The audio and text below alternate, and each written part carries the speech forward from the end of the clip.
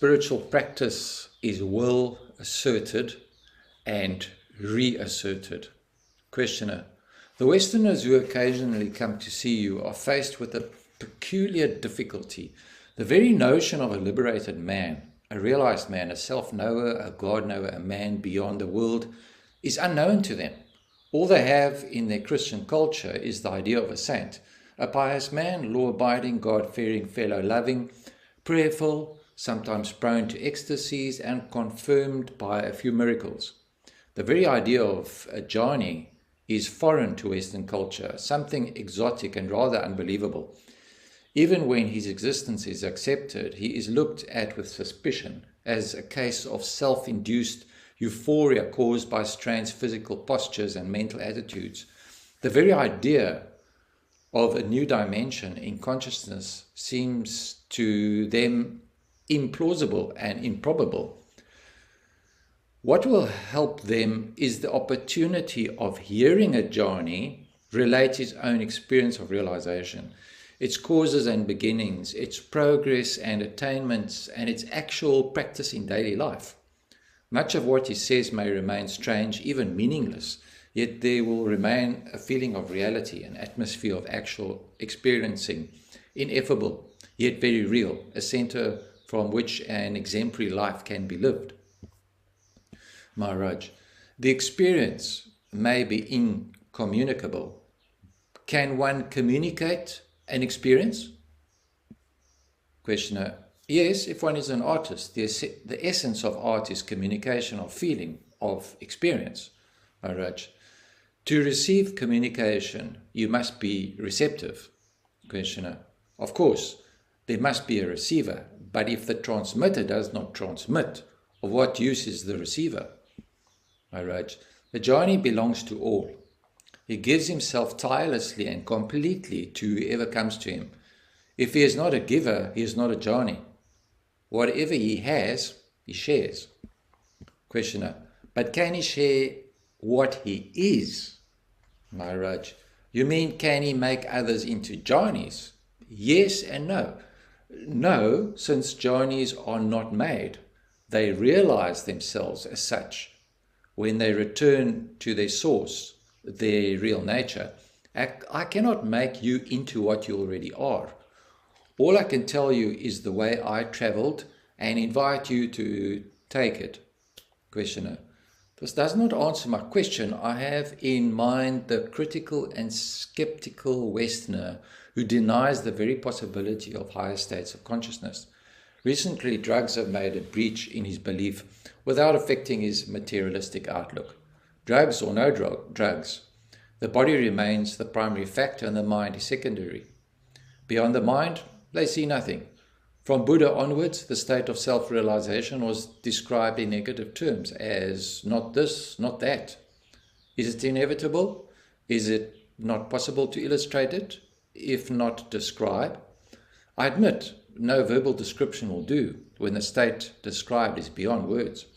It is also within words. Poetry is the art of putting into words the inexpressible. Maharaj: there is no lack of religious poets. Turn to them for what you want. As far as I'm concerned, my teaching is simple. Trust me for a while and do what I tell you. If you persevere, you'll find that your trust was justified. Questioner: and what do you do with people who are interested but cannot trust?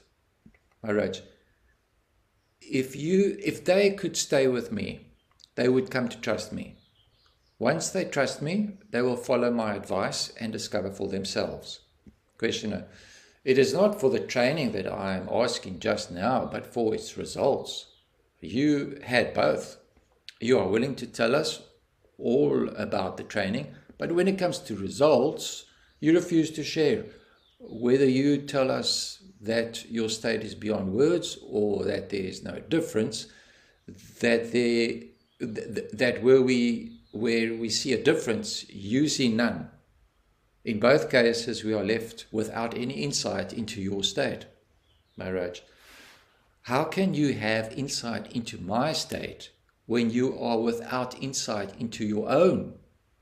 When the very instrument of insight is lacking, is it not important to find it first?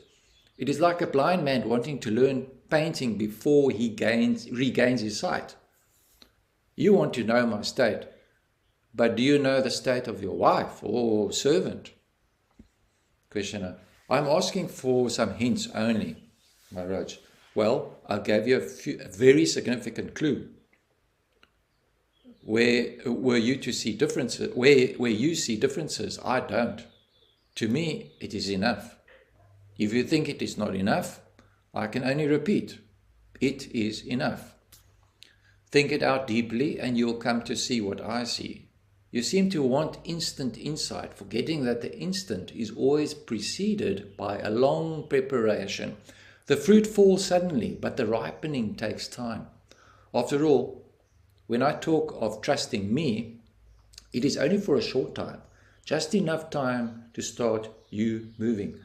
The more earnest you are, the less belief you need, for soon you'll find your faith in me justified. You want me to prove to you that I'm trustworthy? How can I? And why should I? After all, what I'm offering you is the operational approach, so current in Western science. When a scientist describes an experiment and its results, usually you accept his statements on trust and repeat his experiment as he describes it. Once you get the same or similar results, you need not trust him anymore. You trust your own experience. Encouraged, you proceed and arrive in the end at substantially identical results.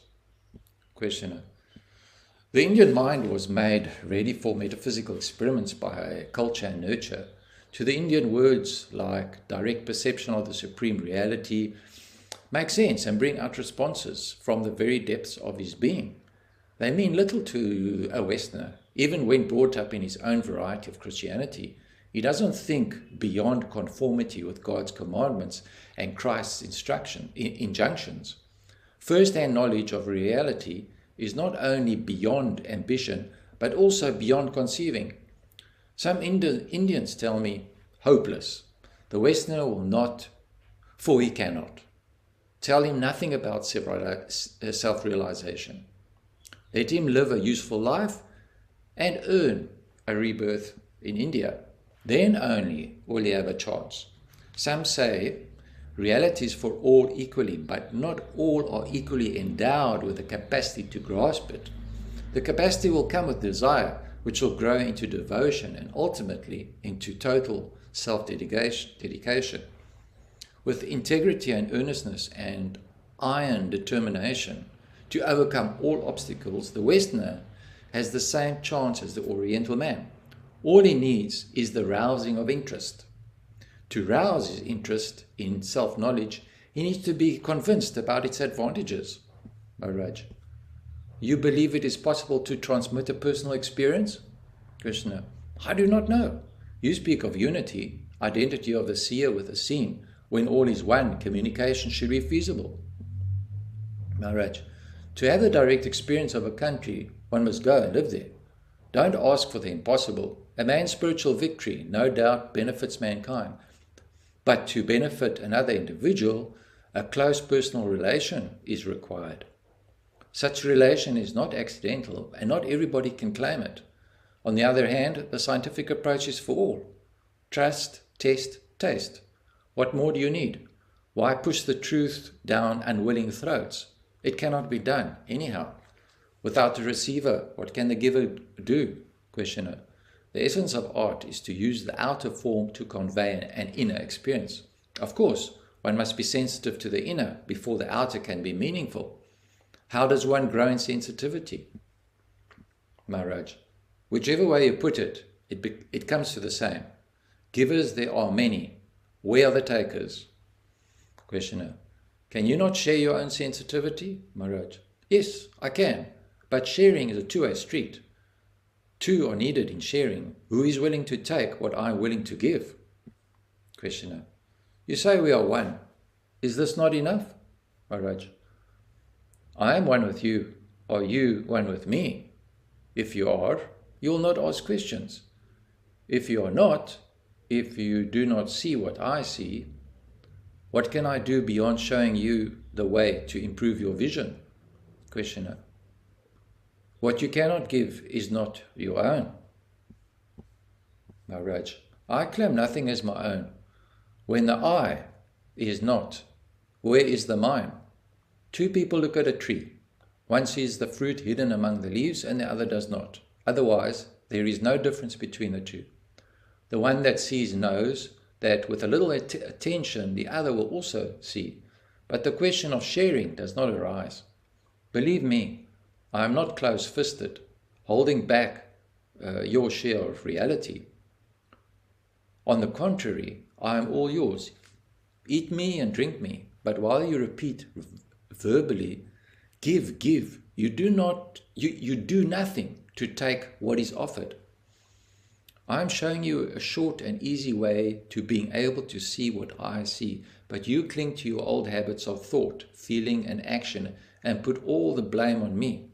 I have nothing which you do not have. Self-knowledge is not a piece of property to be offered and accepted. It is a new dimension altogether, where there is nothing to give or take. Questioner, give us at least some insight into the content of your mind while you live your daily life. To eat, to drink, to talk, to sleep. How does it feel at your end? Maharaj, the common things of life, I experience them just as you do. The difference lies in what I do not experience. I do not experience fear or greed, hate or anger. I ask nothing, refuse nothing, keep nothing. In these matters, I do not compromise. Maybe this is the outstanding difference between us. I will not compromise. I am true to myself, while you are afraid of reality. Questioner, from the Westerner's point of view, there is something disturbing in your ways. To sit in a corner all by oneself and keep on repeating, I am God, God I am, appears to be plain madness. How to convince a Westerner that such practices lead to supreme sanity? Maharaj, the man who claims to be God and the man who doubts it, both are deluded. They talk in a dream. Questioner, if all is dreaming, what is waking? Maharaj, how to describe the waking state in dreamland language? Words do not describe, they are only symbols. Questioner, again, the same excuse that words cannot convey reality. Maharaj, if you want words, I shall give you some of the ancient words of power. Repeat any of them ceaselessly, they can work wonders. Questioner, are you serious? Would you tell a Westerner to repeat Om or Ram or Hare Krishna ceaselessly, though he lacks completely the faith and conviction born of the right cultural and religious background? Without confidence and fervor, repeating mechanically the same sounds, will he ever achieve anything?